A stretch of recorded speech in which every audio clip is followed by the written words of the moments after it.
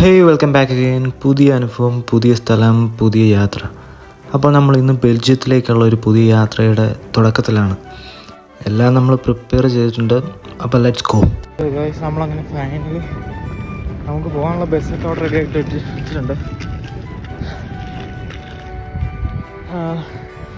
നമ്മുടെ കൂട്ടത്തിൽ ഉള്ളവരെ കൂടെ വെയിറ്റ് ചെയ്തുകൊണ്ടിരിക്കുക വരുന്നുണ്ട് കുറേ കൂടെ. സോ ഗായ്സ്, അപ്പോൾ എല്ലാവരും റെഡി ആയിട്ട് വന്നിട്ടുണ്ട്. ഈ നിൽക്കുന്ന ആൾക്കാരെല്ലാം നമ്മുടെ കൂടെ ട്രാവൽ ചെയ്യാനുള്ളവർ. ഇങ്ങനെ കുറേ ആളുകളുടെ കൂടെയുള്ള ഒരു യാത്ര ഒരു പുതിയൊരു എക്സ്പീരിയൻസ് തന്നെയായിരുന്നു. അപ്പം നമ്മളെല്ലാവരും നമ്മുടെ ബാഗെല്ലാം ബസ്സിൽ വെച്ചിട്ട് നമ്മളാണെങ്കിൽ നമ്മുടെ ജേർണി സ്റ്റാർട്ട് ചെയ്യാണ് ബെൽജിയത്തിലേക്ക്. അപ്പോൾ ഈ ബെൽജിയത്തിലേക്കുള്ള യാത്രയിൽ നമ്മുടെ കേരളത്തിൽ നിന്നുള്ള കുറച്ച് ഫ്രണ്ട്സും കൂടെ ഉണ്ടായിരുന്നു. അപ്പോൾ അവന്മാരുണ്ടായിരുന്നുകൊണ്ട് അത് പറയേണ്ട ഒരു കാര്യം തന്നെയാണ്. കാരണം നമ്മുടെ സമയം വെറുതെ പഴയപ്പോയില്ല.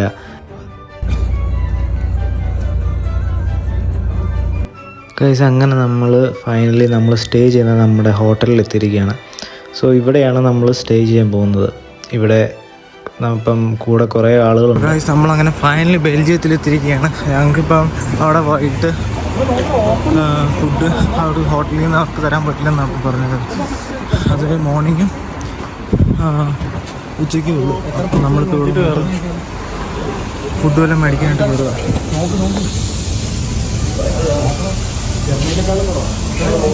നമ്മളങ്ങനെ ഫൈനലി കബാബ് ഓർഡർ ചെയ്തു.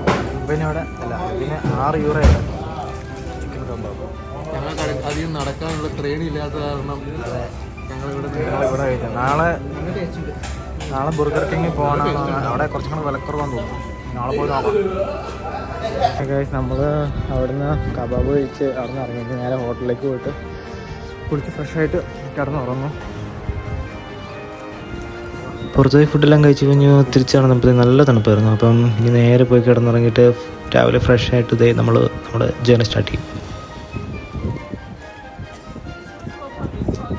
നമ്മുടെ ആദ്യത്തെ ട്രിപ്പ് നമ്മൾ സ്റ്റാർട്ട് ചെയ്യാൻ പോകണേ ഫസ്റ്റ് സ്ഥലത്തേക്ക്. അപ്പോൾ ഇവർ തന്നെ ഓരോ സാധനങ്ങൾ, അതായത് ഓരോ സ്ഥലത്തേക്ക് പോകേണ്ട എവിടെയാണെന്ന് അവർ പ്ലാൻ ചെയ്തിട്ടുണ്ട്. അപ്പോൾ അതനുസരിച്ച് നമ്മളെ കൊണ്ടുപോകുന്നത്. നമ്മളിപ്പോൾ അവരുടെ കൂടെ പോവുക. സോ അങ്ങനെ നമ്മുടെ ബസ്സെല്ലാം സ്റ്റാർട്ട് ചെയ്ത് നമ്മൾ പയ്യെ പോകാൻ തുടങ്ങുകയാണ്. അപ്പോൾ നല്ലൊരു വ്യൂ കിട്ടിയപ്പോഴത്തേക്കും അത് വിട്ടില്ല, നേരെ അത് ഷൂട്ട് ചെയ്തു. പോകുന്ന വഴി ഫുള്ള് നമുക്ക് ഗൈഡ് ചെയ്യാനായിട്ട് ബസ്സിൽ തന്നെ ആൾക്കാരുണ്ട്. അപ്പോൾ ഇവർ നമുക്ക് ഇതെല്ലാം എക്സ്പ്ലെയിൻ ചെയ്ത് തരുമായിരുന്നു, എന്തൊക്കെയാണ് ഇവിടെ ഉള്ളത്. ബെൽജിയം മെയിനായിട്ടും ആർക്കിടെക്ചറിൻ്റെ ഒരു മെയിൻ സ്ഥലമാണ്. പണ്ട് കാലങ്ങൾ കുറേ വർഷങ്ങൾക്ക് മുന്നേ പണിത് അവിടുത്തെ ഏറ്റവും പോപ്പുലറായിട്ട് നിൽക്കുന്നത് അവിടുത്തെ ആർക്കിടെക്ചറും കാര്യങ്ങളൊക്കെയാണ്. ഗൈസ്, നിങ്ങളീ കാണുന്നത് ബെൽജിയത്തിൻ്റെ ഒരു വലിയൊരു സിറ്റിയുടെ ഒരു ഭാഗമാണ്. ബസ് മൂവ് ചെയ്യുന്നതിൻ്റെ കൂടെ തന്നെ നമ്മുടെ ബസ്സിലുണ്ടായിരുന്ന ഗൈഡ് നമുക്ക് ഈ സിറ്റിയും ഇവിടുത്തെ ബിൽഡിങ്ങും കാര്യങ്ങളും എല്ലാം എന്തൊക്കെയാണ് അവിടുത്തെ ചരിത്രം എന്നുള്ള കാര്യങ്ങളെല്ലാം നമുക്ക് പറഞ്ഞു തരികയായിരുന്നു. വർഷങ്ങൾക്ക് മുന്നേ പണിത ബിൽഡിങ്ങുകളാണ് പലത് ഇവിടെ കാണുന്നത്. അപ്പം അതിൻ്റേതായ ചരിത്രം അതിലുണ്ട്. അത് നമുക്ക് നമ്മുടെ ബസ്സിലേക്കായിട്ട് നമുക്ക് പോകുന്ന വഴിക്കെല്ലാം അത് പറഞ്ഞു തന്നുകൊണ്ടിരിക്കുകയായിരുന്നു.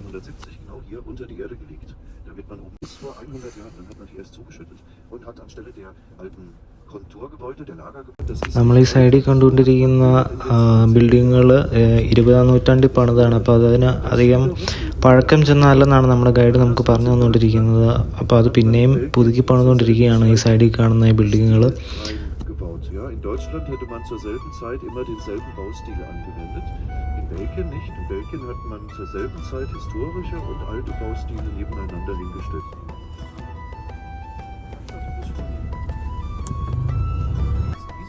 നമ്മൾ ഈ സൈഡിൽ കണ്ടുകൊണ്ടിരിക്കുന്നത് ഒരു പള്ളിയാണ്. കാലങ്ങളുടെ ചരിത്രവും അതിലേറെ പഴക്കമുള്ളൊരു പള്ളിയാണ് നമ്മൾ ഈ സൈഡിൽ കണ്ടുകൊണ്ടിരിക്കുന്നത്.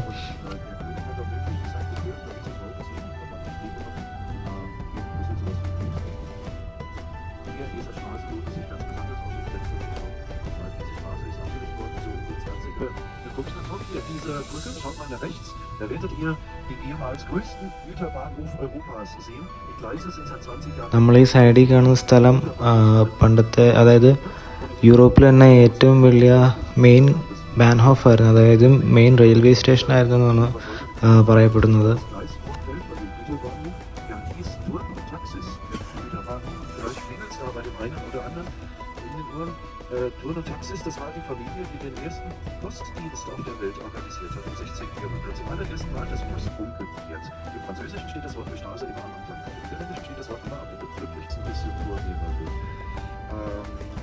Und dieses Heiselplateau, da hinten links, das war ursprünglich ein Feld.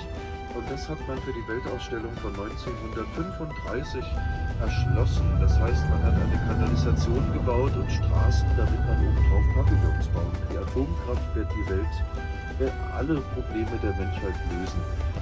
Ursprünglich waren in diesen Kugeln Ausstellungen über Wissenschaft und Atomkraft. Da wurde einem erklärt, wie ein AKW funktioniert, warum die Kernkraft sicher ist, und so weiter. Und heute sind da Kunstausstellungen drin oder in einer Ausstellung ist eine Ausstellung. ഇതാണ് നമ്മുടെ ബെൽജിയത്തിലെ atomic museum എന്ന് പറയുന്നത്. നമ്മളിപ്പോൾ ഇവിടെയാണ്. നമുക്ക് അതിൻ്റെ അകത്ത് കയറാൻ പെർമിഷൻ ഇല്ല, എല്ലാവരും പെർമിഷൻ എടുത്തിട്ടില്ല. Geht es dann wieder runter und dann gibt es einen zweiten Teil des Parcours. Dann geht man nämlich von der ersten Kugel aus durch die schräg gestellten Röhren mit Treppen und Rolltreppen von Kugel zu Kugel und dadurch. Und da, wo eben früher mal Ausstellungen über Wissenschaft 1935, für die ja dieses Gelände hier angelegt wurde, war das die größte Ausstellungshalle. Man sieht die Architektur von 1935, noch ein bisschen wuchtiger, aber hat schon modern. Zur selben Zeit ഈ കാണുന്നത് ഒരു ചൈനീസ് പാവിലിയോണാണ്, അതായത് ചൈനീസ് ആർക്കിടെക്ചറിൻ്റെ ഒരു ഭാഗമാണ് ഈ കാണുന്നത്. ഇത് ഫ്രാൻസിലുള്ള ആളുകൾ തന്നെയാണ് അത് പണിതത്. അതായത് അവിടുത്തെ രാജാവിൻ്റെ ഒരു ആഗ്രഹമായിരുന്നു ചൈനീസ് ആർക്കിടെക്ചർ അവിടെ കൊണ്ടുവരണമെന്ന്, അതുപോലെ തന്നെ അതിൻ്റെ ഒരു ഹിസ്റ്ററി എല്ലാവരും അറിയണമെന്ന്. അപ്പോൾ അത് ആ കാലങ്ങളിൽ തന്നെ അതൊരു വലിയ പോപ്പുലർ ആയിട്ടുള്ള ഒരു ആർക്കിടെക്ചറായിരുന്നു ഈ കാണുന്നത്. അതുപോലെ തന്നെ ഈ സൈഡിൽ കാണുന്നത് ഒരു ജപ്പാനിലെ ഒരു ബിൽഡിങ്ങിൻ്റെ ആർക്കിടെക്ചർ സ്റ്റൈലാണ്.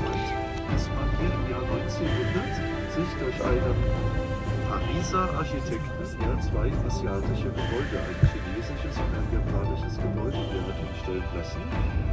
Der König, der hier 1775 hier schon mal vor uns, hat der zweite König der Belgier 20 Gewächshäuser bauen lassen, eine Stadt aus Gewächshäusern, alle miteinander verbunden. Und insgesamt sind das um die 50 Bauwerke, die da zusammengehören mit den Verbindungsgängen, zum Teil unterirdische Tunnels, die die Gewächshäuser miteinander verbinden.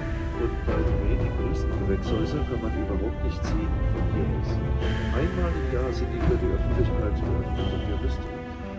നമ്മളിപ്പോൾ ഈ കണ്ടുകൊണ്ടിരിക്കുന്നത് ബെൽജിയത്തിലെ ഒരു കൊട്ടാരമാണ്. ഇവിടെയായിരുന്നു ബെൽജിയത്തിലെ രാജാവ് പണ്ട് താമസിച്ചിരുന്നത്. അതുപോലെ ഇപ്പം ആൾക്കാർക്ക് കയറാൻ പ്രവേശനം ഉണ്ടോയെന്ന് അറിയില്ല. അതുപോലെ തന്നെ ഈ സൈഡിൽ കാണുന്ന ഈ ഒരു പള്ളിയുടെ രൂപത്തിലുള്ള ഒരു ആർക്കിടെക്ചർ എന്ന് പറയുന്നത് രണ്ടാമത്തെ രാജാവ് തൻ്റെ അച്ഛന് വേണ്ടി പണിതായിരുന്നു. in gotische Schmuckformen zu schlagen, weil man es um 1900 nicht mehr passend fand. Da hat sich der Geschmack einfach so sehr geändert, dass man gedacht hat, Neugotik, das muss jetzt wirklich nicht mehr sein. Und man hat es der Nachwelt quasi überlassen, in welchen Formen die Kirche zu Ende gestaltet werden soll. Der Kirchhof, der Friedhof hinten dran ist super schön, der ist viel älter als die Kirche in Brüssel. Da haben bis in die 80er Jahre, die frühen 80er Jahre, also vor 40 Jahren, noch 10.000 glückliche Menschen in ihren alten Häuschen gewohnt, ja, wo heute die Bürohäuser stehen. Da kommen wir auch gleich durch. Und das wurde alles aus, ist es nicht. Flämisch ist keine eigene Sprache, Flämisch ist höchstens eine Varietät des Niederländischen. Wenn man Flämisch eine Sprache nennen würde, dann müsste man auch Österreichisch eine eigene Sprache nennen. Das ist es ja nicht. Aber die haben hier mit Waffengewalt dafür gesorgt, dass sich hier der Protestantismus nicht durchsetzen konnte. Ihr habt vielleicht mal die Geschichte Belgiens im Schweinsfell auch in 3 Sätzen erzählt, warum das aus niederländischer Zeit ist. Als Brüssel gegründet wurde im 8. Jahrhundert, war das eine kleine, unbedeutende Siedlung. Aber bald sind die Herzöge von der Stadt Löwen hierher gezogen, aus der Nähe, und haben hier oben eine Burg Bouillon, der erste Kreuzritter.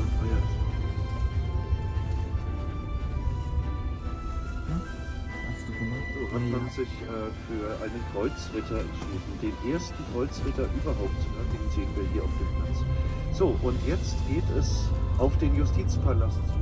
Das ist der größte ഈ സൈഡിൽ കണ്ടുകൊണ്ടിരിക്കുന്ന സ്ഥലമാണ് justice palace എന്നറിയപ്പെടുന്ന സ്ഥലം. അതായത് നിയമ നടപടികൾക്ക് വേണ്ടിയിട്ട് പണ്ട് കാലത്ത് നിർമ്മിച്ച ഒരു കെട്ടിടമാണിത്. ഇത് ഏതാണ്ട് 20 വർഷത്തോളം സമയമെടുത്തു ഇത് പണി തീരാനും. അതുപോലെ തന്നെ ചില ആളുകൾ പറയുന്നത് ഇതാണ് ലോകത്തിലെ ഏറ്റവും വലിയ നിയമ നടപടികൾക്ക് വേണ്ടിയിട്ട് രൂപപ്പെടുത്തിയിട്ടുള്ള കെട്ടിടം എന്നാണ് പറയപ്പെടുന്നത്.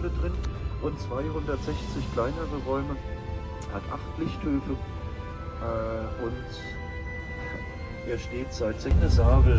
Er sieht dort den Grafen Egmont und seinen Freund Horn auf dem Weg zur Einrichtung 1568. Dieses Denkmal stand mal auf dem großen Markt und wurde 1880 nach hier versetzt. Hier links war der Palast der Familie Thurn und Taxis, über die hatten wir es ja schon. Heute ist das Musikkonservatorium von 1880 und die Synagoge von 1880, die Hauptsynagoge von Brüssel und mittlerweile auch die Hauptsynagoge der Juden in Europa, weil Brüssel der Platz Pulat, benannt nach dem Architekten des Justizpalastes, das größte Gebäude, deswegen der größte Platz, das macht Sinn. Und hier haben wir einen tollen Blick über die Stadt. Da sehen wir erstmal ganz rechts das Atomium. Wenn ihr jetzt nach rechts schaut, seht ihr das Atomium hinter uns. Ich kann es ab jetzt sehen. Und dann die 5. größte Kirche der Welt. Und das Hochhaus, vor uns rechts das Hochhaus, das ist das höchste Haus von Belgien. Am Südbahnhof, der Südbahnhof. So, und jetzt nach links zurück, bitte, direkt hier. Bis um 16:30 Uhr hat er auf. Das ist der Sarel, der Sablon. Und die Kreuzbogengilde, das war Teil der Stadtarmee, die hat diese Kirche gestiftet im Jahr 1400. Und hier ist die Familie Thurn und Taxis begraben. Und was ich noch nicht erwähnt habe, ist das Kunstmuseum. Davor ist das René Magritte Museum drin. Und die haben Jugendstil. Ihr wisst vielleicht, also Jugendstil, der schöne Kunststil von 1890 bis 1905. Das heißt so floral, niederländisch, also auf Deutsch heißt das Gesetzesstraße, auf Französisch die Rue de la Loi. Und diese Straße nehmen wir jetzt und fahren wieder runter in die Innenstadt. Aber, nee, noch nicht, wir bleiben auf dem Fest, damit wir auch den Bogen nochmal sehen können. Der Groß Albrecht, damals hier im Einsatz, der spätere Ministerpräsident von Niedersachsen. Ne? Und sie wurde also hier geboren, ging hier zur Schule. So, aber zurück nach links zum Rat. In dem Ratsgebäude, dem alten Ratsgebäude, ist für jedes Land der EU ein eigener Bereich, ein eigener Pressekonferenzraum und eigene Büros. Und das wurde dann, ja, kannst du mir das gerade geben?